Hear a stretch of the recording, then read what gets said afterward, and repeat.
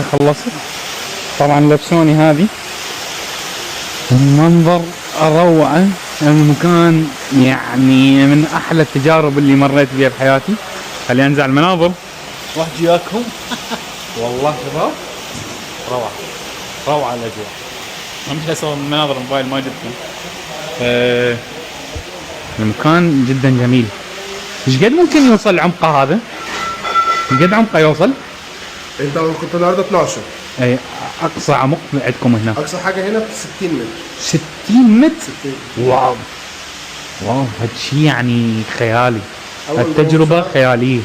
اول رخصه تاخدها تنزل 18 متر، بعد كده الرخصه الثانيه 30، بعد كده 40، بعد كده بقى الرخصه. بس انتوا اللي يعني دربون شخص يعني كم؟ لو انت عايز ايش قد يحتاج حتى يحصل الرخصة؟